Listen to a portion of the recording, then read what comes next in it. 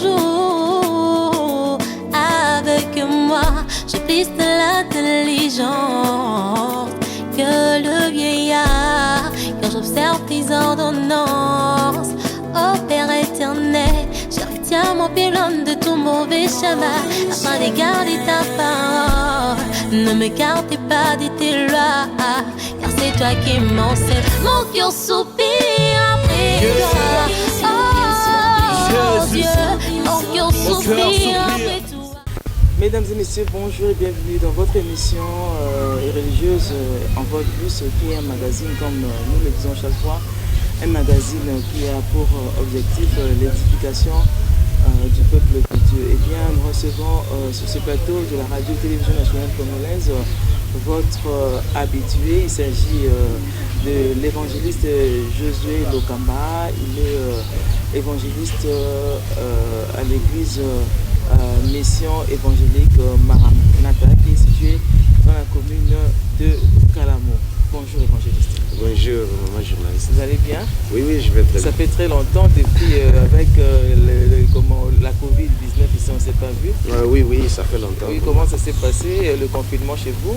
Le confinement s'était très bien passé, bien qu'on avait confiné les églises, mais du moins on priait à la maison chaque jour et les gens m'appelaient par-ci par-là, on priait même par téléphone et ainsi de suite. Oui, j'ai constaté même que vous avez pris du poids. Hein? Oui, c'est la grâce de Dieu. Voilà. Le confinement, alors on ne sortait pas, voilà, on ne faisait rien. Vraiment. Mais du moins aujourd'hui, on a commencé quand même. D'accord. Ouais. Avec, mesdames et messieurs, avec lui, nous allons parler d'un sujet très capital qui s'intitule la délivrance des cas résistants. Donc la délivrance des cas résistants. Évangéliste, la délivrance des cas résistants. Qu'est-ce que vous entendez par les cas résistants? Oui, on a bien suivi, on voit un mot, la résistance, c'est-à-dire les cas qui résistent. Voilà, c'est ça. Et Dieu nous a donné ces dons-là pour essayer un peu de donner la solution aux enfants de Dieu, tous ceux qui nous suivent, afin qu'ils aient la solution à tous les cas qui les résistent. Mais les cas résistants, c'est-à-dire quoi? Donc, ce sont les cas qui ne sont pas, qui ne partent. Donc, ce sont les cas qu'on n'arrive pas à délivrer le même jour, ou bien il faut pas le même jour, mais du moins l'homme peut-être a cherché la solution suite à son problème, mais il n'a pas pu avoir la solution. Les cas à résister. À l'hôpital, toujours la résistance. Dans la prière, par-ci par-là, médecine traditionnelle, ainsi de suite, les cas à résister. Alors Dieu nous a donné ce don, ce pouvoir, pour essayer un peu de donner la solution à tous ceux-là qui nous suivent et qui ont eu les cas qui les résistent. Mais qu'est-ce qui fait que ces cas soient résistants? Il y a tant de problèmes, ou alors tant de sujets, ou tant de points qui fait que les cas puissent résister. Voilà. Mais du moins, je vais éclaircir aux enfants de dire en lisant un verset pour qu'on essaie un peu de continuer. Dans le livre de Jérémie, Jérémie chapitre 15, verset 18 à 21. La Bible dit ceci: pourquoi ma souffrance est-elle continuelle? Pourquoi ma plaie est-elle douloureuse et ne va-t-elle pas se guérir? Serais-tu pour moi comme une source trompeuse, comme une eau dont on n'est pas sûr? C'est pourquoi ainsi parle l'Éternel. Si tu te rattaches à moi, je te répondrai. Tu te tiendras devant moi. Et si tu sépares ce qui est précieux de ce qui est vil, tu seras comme ma bouche. C'est à eux de revenir à toi, mais ce n'est pas à toi de retourner vers eux. Et ainsi de suite. Voilà, je vais insister sur ce point, c'est-à-dire pourquoi ma souffrance est-elle continuelle? Et pourquoi ma plaie est-elle douloureuse et ne veut-elle pas se guérir? Et puis, dans le livre de Matthieu, chapitre 17, versets 18 à 21, la Bible dit ceci. Donc, je commence au verset 15 pour la bonne compréhension. Matthieu, chapitre 17, verset 15 à 21. Seigneur, aie pitié de mon fils qui est lunatique et qui souffre cruellement. Il tombe souvent dans les faits et souvent dans l'eau. Je l'ai amené à tes disciples, mais ils n'ont pas pu le guérir. Voilà. Et au verset 21, pour gagner un peu de temps, la Bible dit, mais cette sorte de démon ne sort que par la prière et par le jeûne. Voilà. Nalingi ko za na bato yo bazola ndangai pona boyeba. Awa toyoki et pas na prophète Jérémie. Pourquoi pas si nanga ezali ko mela? Pourquoi ma souffrance est-elle continuelle? Il y a des gens qui souffrent continuellement. Des années, il est toujours dans la souffrance. Peut-être il travaille, mais des années, il est toujours dans la même grade. Il ne monte pas de grade, il n'a pas l'évolution, il n'a pas de fonction, et ainsi de suite.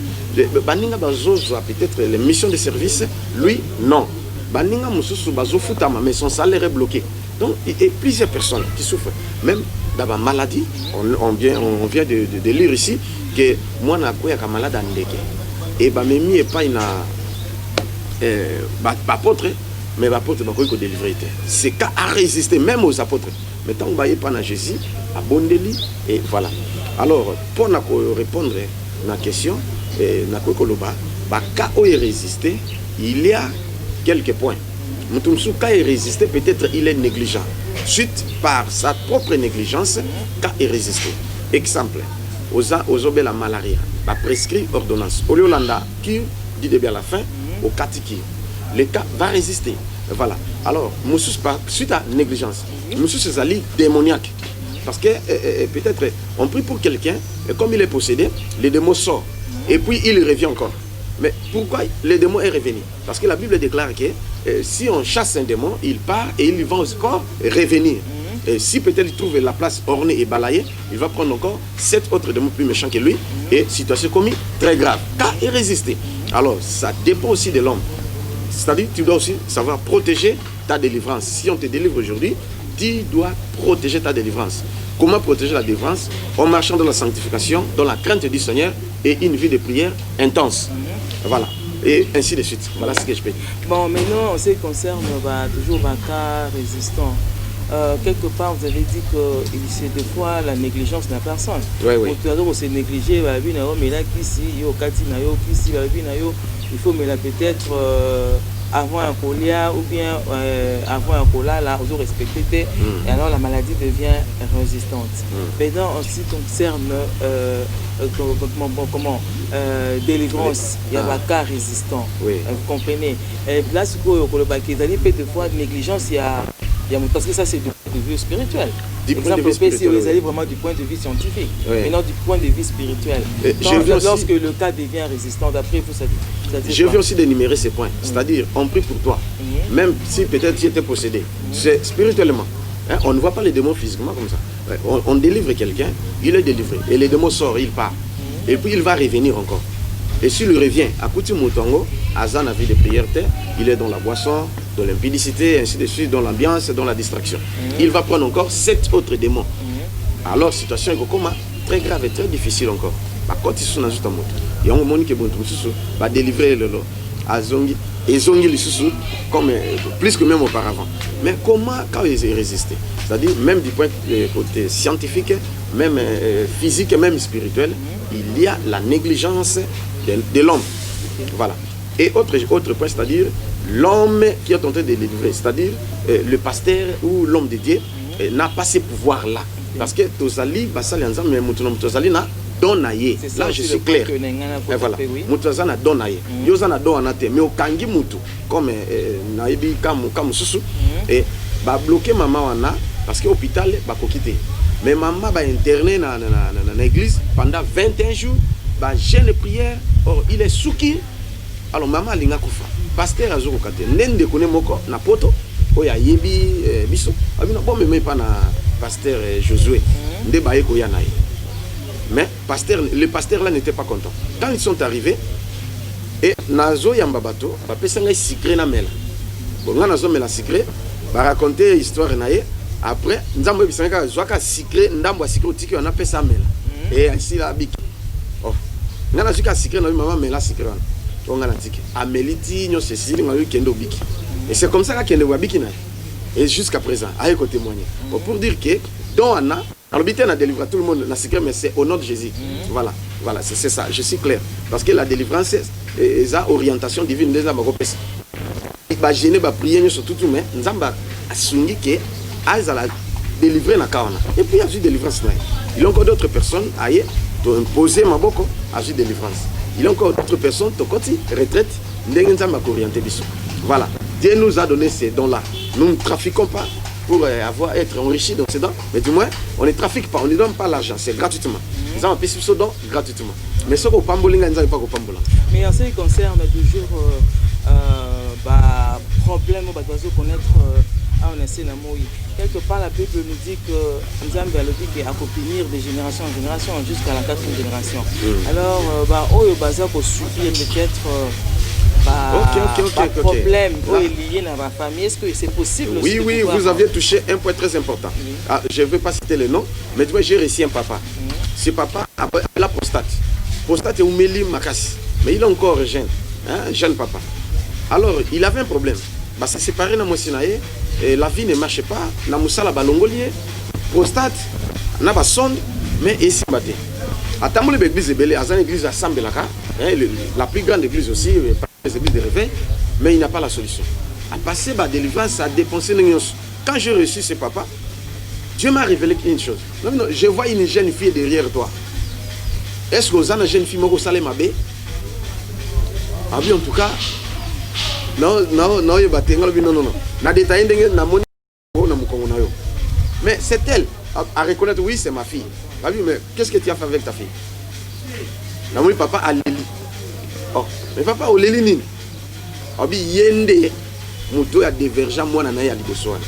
Et puis, Yépé Moutou a sali à vivre pendant 5 ans. N'était solan. Bien qu'à Tanguy Simon a à Silisi, l'université, mais du moins, moi, Naliba, les Oyate, Moussala Pezoyate. Mais moi, je suis servante dans la même église. Même maman, église, papa. Oui, oui, même église, papa. Et là, maman, il y a un créé même un divorce. Est-ce que malédiction ou bénédiction? C'est une malédiction. Mais du moins, quand le papa est venu, on a prié, et voilà. Moi, on a payé, de solo, on a orienté ce qu'il faut faire, et puis, papa a dit la prostate, et puis moi, j'ai mon salaire, et là, j'ai le bal. Voilà, la délivrance des cas résistants, et les autres cas qui bon mais il faut avoir aussi ce que je peux dire, voir de loin, c'est-à-dire avoir un don de révélation, parce qu'il est accompagné parce que nous sommes bon nous avons la question pour la solution. Mais quand nous sommes là, oui, quand nous par rapport à l'exemple que tu évoquais tout à l'heure, il y a moi là, n'est-ce pas? Est-ce que parce que peut-être il y a encore bateau à connaître Bakawana. Oui. Et que peut-être parce que beaucoup de serviteurs de Dieu, tant que il y a Kamati en Pandi. Et pour maintenant en tant que serviteur de Dieu, qu'est-ce que vous pouvez dire? Conseil européen, c'est basé dans Nzambe, vraiment basé appelé, il y a combien de fardeaux, il y a fidèles na bango et puis nyons va connaître Bakawana pour que se débarrasser d'un problème. Bon, et là qu'on a connu qu'on a bango, numéro nanga yangwana. Numéro nanga yangwana, adresse église, et na venu Kombe, numéro 60, en face na la police ya Mabanga, nanda ko étage. Donc so komi on a au kuta nanga, et puis tu peux prier, Nzambe a opé sa solution. Au moins il a gardé même combo, même témoignage. Papa n'a dit qu'il a prostate, mais tu dois témoigner. Voilà, on a refusé, il est venu témoigner chez nous, chez moi alors et c'est tout. Son témoignage ne peut pas passer à la télévision, ni même sa fille. Donc, il y a une description. Même à l'église, je ne peux pas éviter parce que je les ai laissés. Mais il y a deux fois, par exemple, on peut ça en haut du haut de la chair. Et quand vous donnez ces exemples du haut de la chair, la personne qui est là peut-être se sent concernée. Et puis peut-être, selon on a montement qu'on église à Yeba qui yango, à travers Yote, à travers peut-être Mokolo Likambouana. Et quand vous donnez cet exemple-là du haut de la chair, déjà, la personne qui est là comprend déjà que non, il s'agit de telle personne. Et à travers ça, mais pourquoi ne pas trouver un autre mécanisme, une autre façon? Il y a pourquoi toujours du haut de la chair? En dehors de la foi et peut-être des dons, il faut avoir aussi la sagesse. Je n'ai jamais dit ça au haut de la chair. Mais du moins, dans lobby en haut, parce que non, là, moi je ne parle pas vous, parce qu'il y en a d'autres qui le font. Qu'est-ce que vous pouvez leur dire? Pour protéger les fidèles, parce que Moussa Koyokason n'est pas qui une église. Pour les protéger, alors inutile à Kolobango. Voilà ce que je peux dire. Nous sommes là, nous recevons tous les lundis, tous les jeudis et dimanches. Lundi, jeudi, à partir de 8h, je reçois. Et puis dimanche, tu viens à l'église, 9h, et après culte, je reçois. Vraiment, nous sommes dispo pour vous. Donc, vous avez déjà eu à délivrer des cas difficiles, des cas résistants. Difficiles qui résistent. Il y a même un autre officier. Ok, d'accord. Là, avant que je puisse vous donner la parole, là, je demande d'abord à la régie de pouvoir nous balancer ces images et puis je reviens à vous. Merci beaucoup. Amen, amen. Voilà, Tobani, c'est ça, prophète. Il y a à se présenter, prophète. Comment on a mis Udiwa Pipe Faliwa. Alléluia. Ngai kombo na ngai prophète Moïse. Prophète Moïse nani? Lubaza, Lubamba. Ok. Prophète Moïse Mbaza. Alors, nazalaki na malade moko oyo beli baninga ba collègue pasteur bagima kingai akomaki kochola ngai. Alors, ezalaki malade moko oto ba malade ya solo. Oyo ngana kuna ikubela. Malade wele kilolenge ni.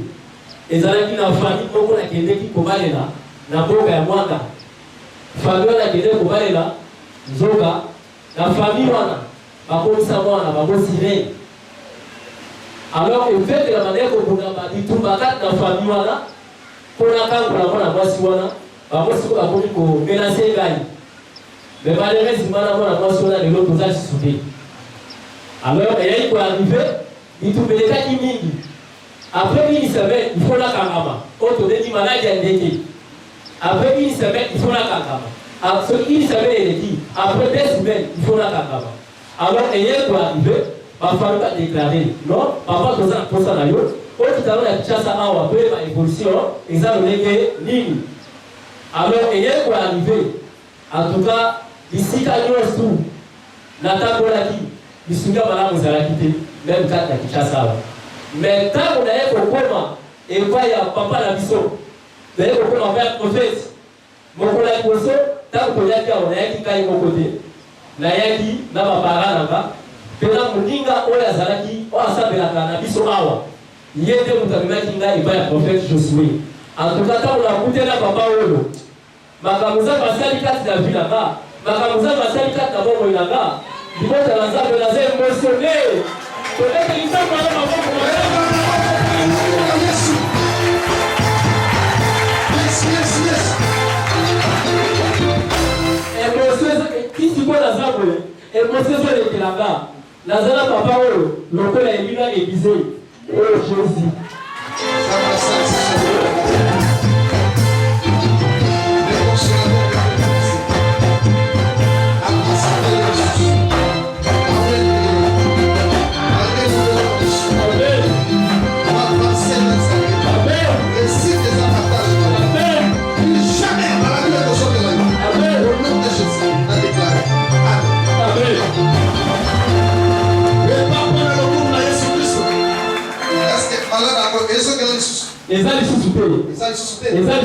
Ok. Ayaki ana bapara na famille na ye mobimba bayaki. Mais soki nazomona no msanza. Azalaki candidat à la mort. Dans la première na yebisi yo oza na problème. Problème na ezali nini? Obotola mwasi ya bato. Au moment de tozosala prière, tozoséparer on émotionnel, mais automatiquement. Parce que c'était pour la volonté de Dieu qui va. Dès que vous séparez, vous n'avez pas la maladie. Pas péché et quel bien. Donc, moi, si on a la qui moi si, il y a un bouton avec une sirène. Quel bien vous dites. Amen, amen. Alléluia. Voilà, donc ça c'est sur la maman. Comment on a dit pour faire la maman?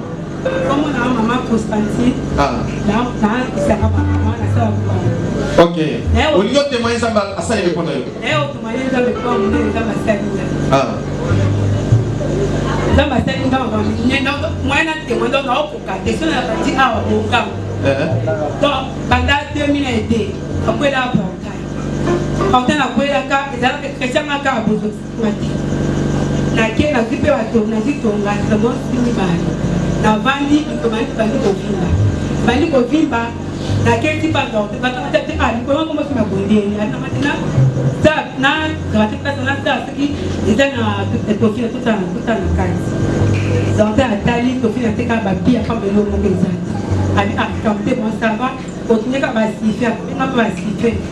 Donc, parce que toi quand les tout bon nga siko likolango donc pepsi nga likolo ana tambola ka na parfait nzo donc ce temps mon papa m'a dit que attends moi parfait nzo ko bana mo ba siko mais on qui mangati ndo mo côté abi na zoko boité na zoko mo amki na zoko tu connais ça ka boité attends passe na distinguo to za ka nani si to kena église mo église noir to church babi église no bo kibo ba so ba bi mo côté ba makungulu ba so ba bi mo tema ipoudre ba so côté ba boko bo côté et babi ababo côté l'église abo so ba kiti na so ba kiti te kabi na so ba kiti te na ba so ba kiti ti na ye na kesu su église mo su bote est-ce que vous avez participé à ndamwa moi na vous mo na kindo tango ya niyo na intimité abi mapobongo en tout cas to longa te moi tant que pas d'idée za ka to ye et pas d'idée to basame pour na papa et ma c'est na ndengo so grave ah ta nzambe zani na ngati na longa na ke so église te nzamba zate na mela ba ki se uta parta pour lo ba ki na mela donc c'est comme ka moi na mela ba ki moi na mela ba ki na mela ba fondation à $100 c'est un sombi et kiti et si qui c'est si les mati suka bon abizambe et zani ngabi na question est pas une souté ngabi te ngabi papa non te qui écoute encore parce que ça ça dit comment écoute pas né écoute même mais papa na to kutana papa te to kutana na van DJ abonde pour na ngabi na ki donc ici la te ka bon abizambe et zani ngabi ka bon ti na le baté ka ba prière pour la ngata nzambe na mo sa ba mana la chaque église ça me conseille la ngaiti bon église na ko sala na ka mabeleka pamba ka bona yo église mo ki na ko la ka ba sa te bon ki tika ka to ki ka e ba pa mo ko na na mombe ba sa ah na ko mbe na o ki te na ni penda ka fetish na o ki te na mo ku na ko na même ke na tambola en tout cas na sa na bu ba ki no no melate na o ta ka mabela u doli na zo ti na bonga ba ki no melate so ko no melate donc ozone to le ba so si papa ko si bela mbate o si bela mbapona nini ngamo kuna ka somo na ngoto somo so ba ko te donc o tambo na to ma to temno ko ngato ka ngalo ka so le bende ah so na o tambo na ngoni banano na nde na sufa na kisu na vandi ko ka kisi tama estoma pas ko ba poison ah e ko sama poison na nzoto ngati ah ngati na o me asu kisi na bikisi na nga ezaka mai na udogi so ina na mukina keso siku udogi na te na zima ina te na dongo na kisi na ko tia sute na ko tia lo ko monte ti na ni ko taka mai na udogi ti na te mona ngata biki ti no ti ane asika o ne na ko te mona nzambe pona ba ki ke papa na so to mi hôpital na sa ke nzambe bengie na so mi hôpital ko te mona nzambe nzambe zo asali pona yo ponya biki abike na ebite ke nzambe na saka to nzambe sunga pe ko ne comme normal ndima ki te to papa na nzambe dans la bombe na témoignage ti na vandi mo te ko te to ko témoigner te ko mona ndenge na ko sa kende ko témoigner ko sa nzambe sa pona yo nzambe se pour bombe témoigner pour nani na ta grâce ko nzambe na asunga li ko na ki mambo to ta et ta ki boete et ta ki boete ta ki so ta ko oh yes et ta ki bono ko tambola te ki ko na la Yesu Kristo Yesu yana ko témoigner ça papa sali ya milele il compte ko te l'église comme écarté oh Yesu papa nzambe na zili ki nzambe ko nzambe na nzambe kaka libana ba apesi na pe réponse na pe ngona na misala alléluia kaka ndengo témoigner eke libela pe ekita pona libela ndenge na pote kauki makamyo sopesili ezonga libela na kombo na Yesu Zamba salisu minene kati na yo. Au nom de Jésus, on vit de ce miracle na vie na yo, na kombo na Yesu. Amen. Beta maboko pe milelo. Okolo nanga ozawapi. C'est kombo nani pe ovandi wapi? Na si papa na vai na banku na ngaba. Na yo combien de? Na banku na ngaba. Sir Nancy ovandi na banku na ngaba. Siko na moni ya likolo ezani ni sikoyo. Likolo na zana ataka mbasu papa na ibina petite sœur na ngape babwaki la ki yango. Yo memaki petite sœur awa. Babwaki le mbasu. To bondeli.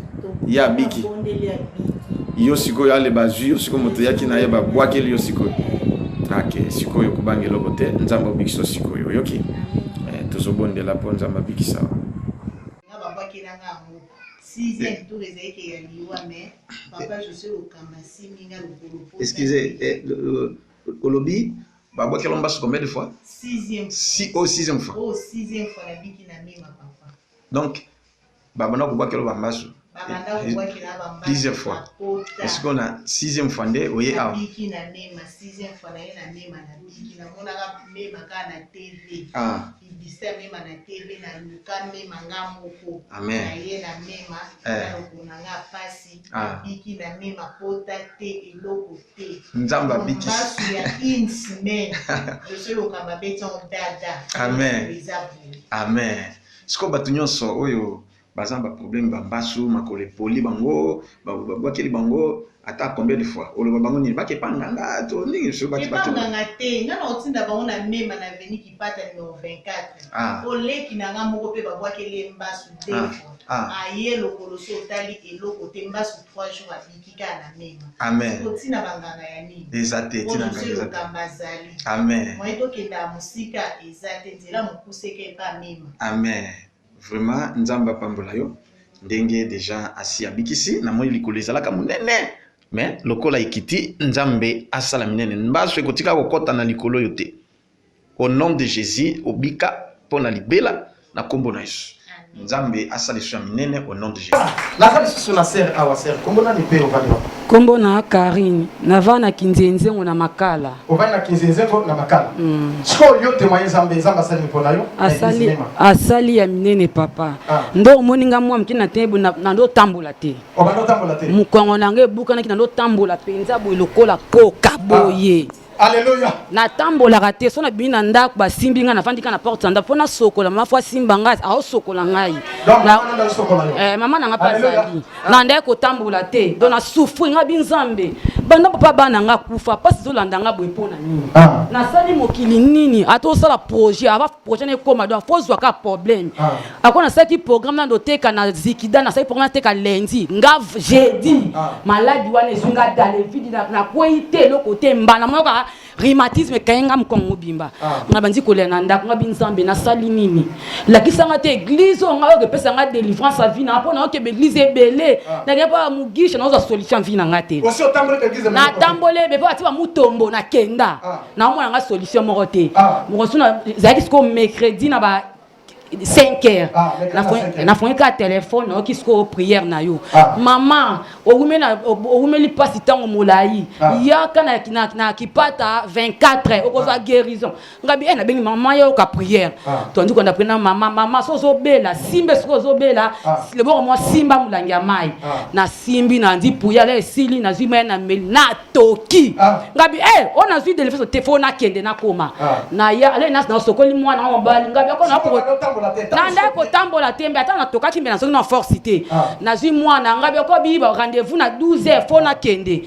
na zui ko mwana mobali na osokola yoko bandeko na nga lupango yango ba isa ko mwana nga mobali yango yo Jordi mama sa komi koka boye o kende na e wapi yoka mwana nga taza koka aza mama na nga mwana nga za 9 ans ataza koka aza mwana to kende na ida mwana beni matuko esa muteke to ke église na bendi mwana matoi na zuka na sokoli pe na malembe na temisi moto libosa porte mba moto e pona kota problème na tele makate na yeto vandia na komisi pe kombo na nga to kutanya papa bia ko tielo na expliquer papa na zo yoga papa binde o tielo kolani na simbi yo guérison la ndombe o kota pouyer à 17 ans pa na ko zonga te na ko vanda ti 17 ans écoutez bato basaki rape ba monenga na la koto mabe na zonga be ngabi na ko kende te fo le na bona guérison finanga na vandi pe pouyer peut-être si 19h30 ponde pas à côté bo simba reste ko zobela ko ka délivre na simbi pe les prières pe si pona que le comme de bakisami ngabi nzambe fa ma de sile bakisami na za konzima te ye makasi boye na ko ekosila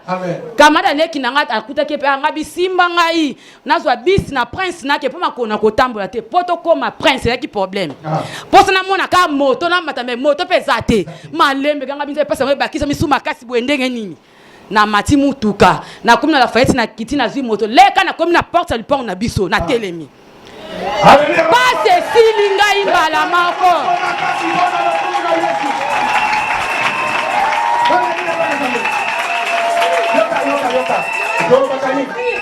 tolobakani tukande ozobima lela tolosona nati wapi elandi ete papa esili te nakoloba les kana comme la porte mona na biki les na côté pour ko tu koka telemi ngabi to signer qui contrat za ka koka na tamba to na kotika koka te na ke mwanda accès mambo sur l'église koloba te vanga no ça me te po atesi mutu mutaza mutu na koloba te na fa na ka siko maleki na siko ba kumile ko api encore ka no uti wapi ka ngabi te na uti ba camarade na nga bon to za ko ngabi te su koka te sina tamboli ko si la jeudi wana ndena zabwe na moi si to membe balinga ngate nazo kosate naza kokonda po malade ne tungsamela za tala munene bote be sale silinga po na okipete ko na passe le kelinga nazo na mitiki na biso membe balinga ngate le vendredi nga na ye a prière basali ka prière na komi kaka na kipata na coin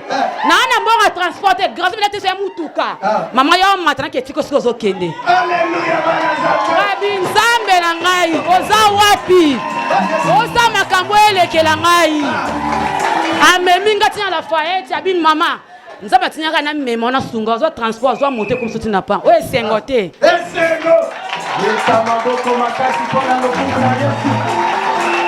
Merci beaucoup la régie pour ces belles images.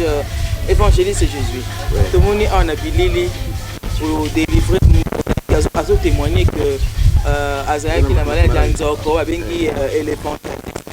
Comment ça s'est passé à Bélion pendant combien de temps et puis comment est-ce que à découvrir pour pouvoir délivrer? Merci beaucoup. C'est depuis 1997.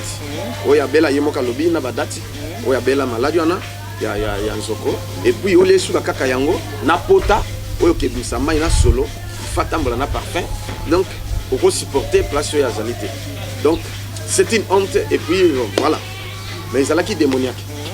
À Tamboli, sur l'église des Noirs, à Tamboli, l'église des réveils, catholique, partout, même Banganga, même hôpital, pas de solution. L'église n'a pas de solution, mais du moins Dieu a fait grâce. Elle est dans la première édition de la délivrance des cas résistants. Et voilà, Dieu l'a guéri. Maintenant, elle se porte bien. Elle est aussi à l'église maintenant, jusqu'à présent. Et alors, l'autre témoignage? L'autre témoignage, je pense que c'est un prophète. Il est prophète, il dit à Kenaye, à Fongonaye, à Bakongo, normalement, a évolué très bien l'église. Il fait balle. Comme un jeune, il y a qui a balé moi. Dès que moi, ça commune en Nako, nous avons comme malade en deke. Mais il te comprendre. Malade en deke, et puis 20 fois par jour. Ce qui va suivre ici, et puis c'est une semaine. Après, et rejeter les choses. Passer la prière et puis après, et rejeter. C'est comme ça jusqu'à ce que, on vit trop, c'est trop. A commis, ils allaient en glisse partout, ça n'a pas tenu. Alors, famille de déplacés, awa. Alors, ça n'a frère mon corps, ça n'est pas un bishop. Je vais appeler guérison, c'est son ami. Non. Ce qui veut tomber, même pas na prophète na bishop. Ndé akobika. Ndé baye, en famille baye na yon.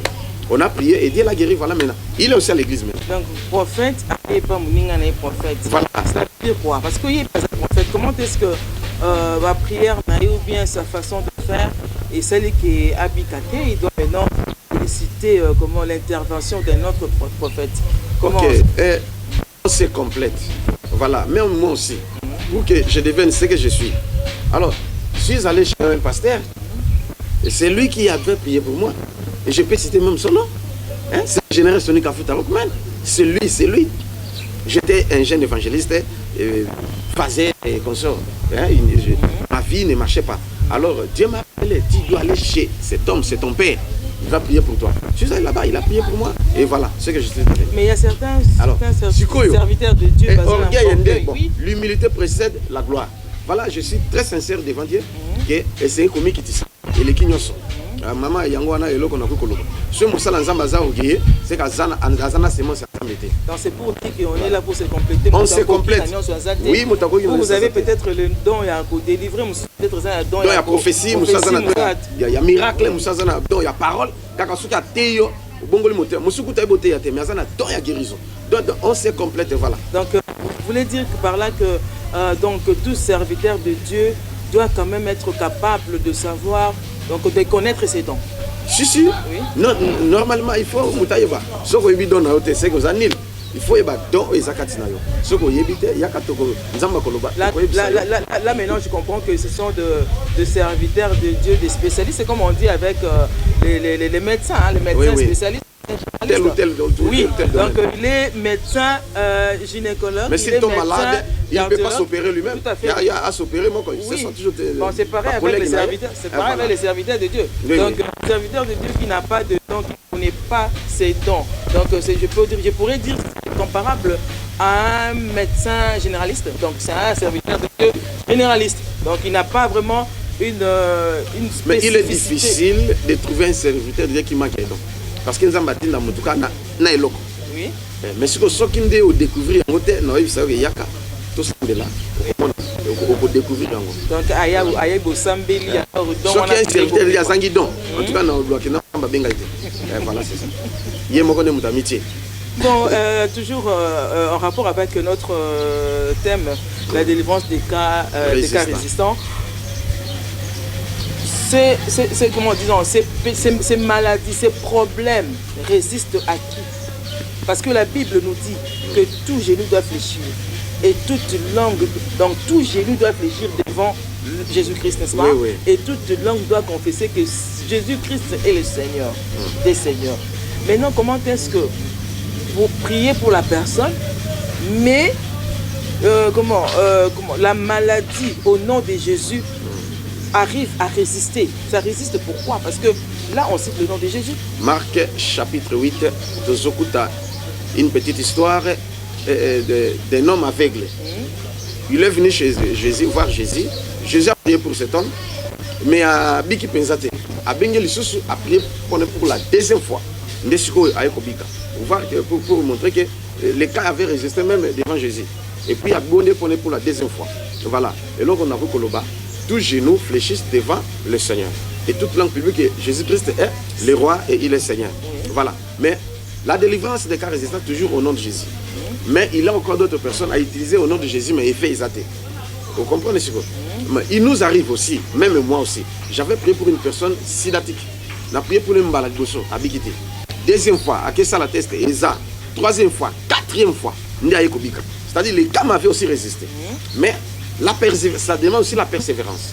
L'homme doit persévérer pour voir aussi clair ou la lumière. Mais il y a un sengi boye. Deux ans sous kakakate na maladie. Deux sous kakakate na problème spirituel, même na problème social. C'est que mutu musu sous makabela kete asimba mbongote. Vous comprenez? Mais à bon de l'union ça aux l'autre côté, à s'aimer aux l'autre côté. Mais finalement de telles personnes, il faut pas y aller.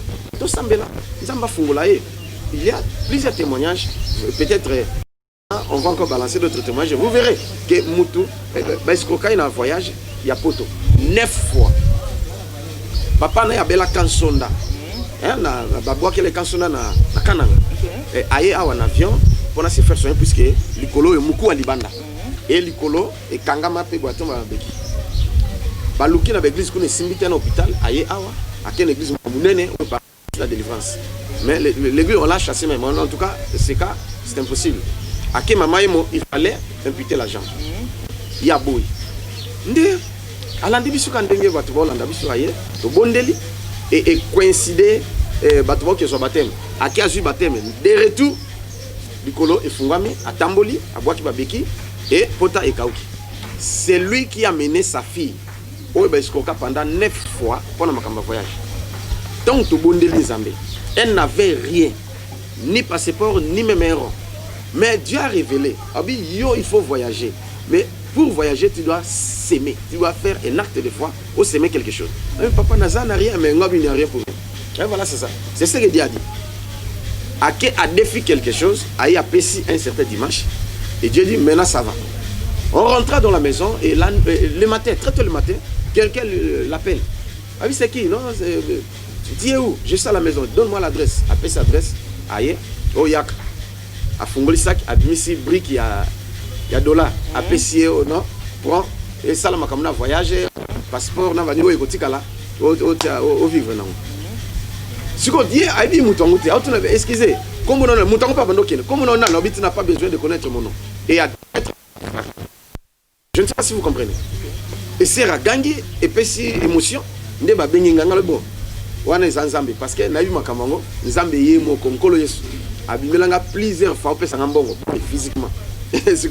C'est pas étonnant que apesa peyo salaka kandenga lo azui passeport naé a constitué dossier à côté ici va payer visa à mater avion à commis et 3 mois après va payer document. N'importe quoi comprendre une chose impossible mais hier est comme possible.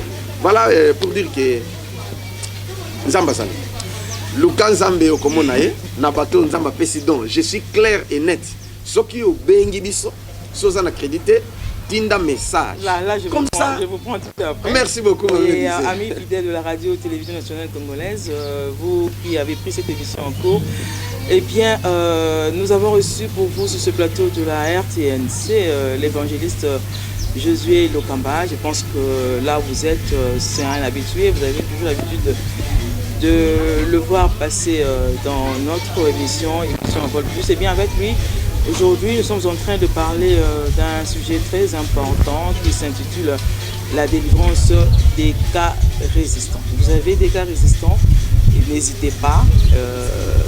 L'évangéliste Josué Lokamba est là pour vous.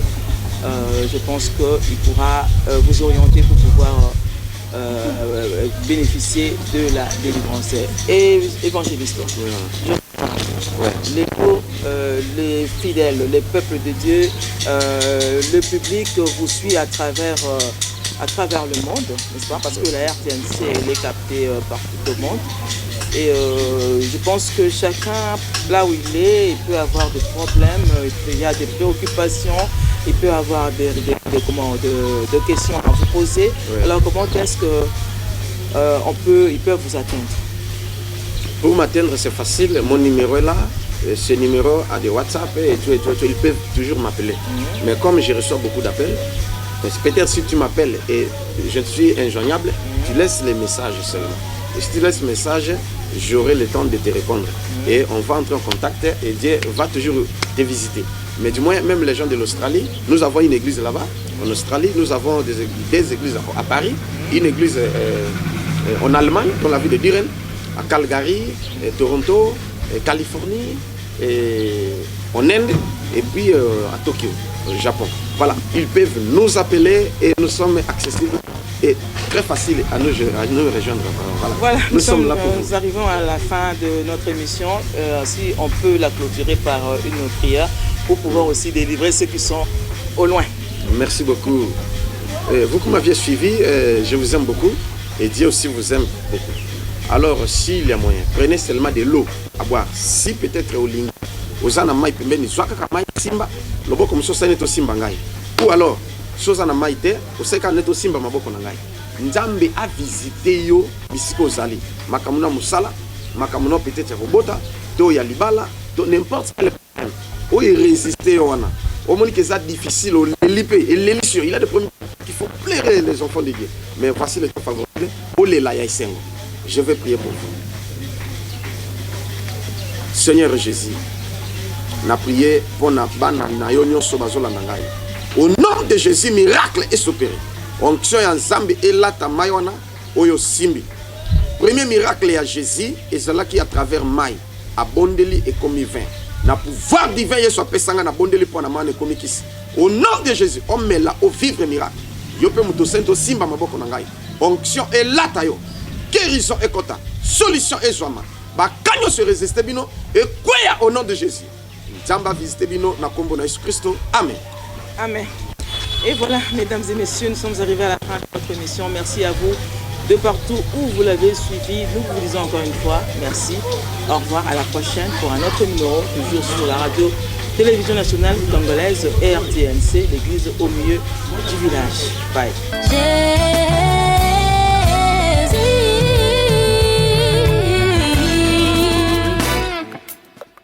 Tes commandements mes remplissages que mes ennemis, car je les ai toujours avec moi. J'ai plus de l'intelligence que le vieillard, car j'observe tes ordonnances.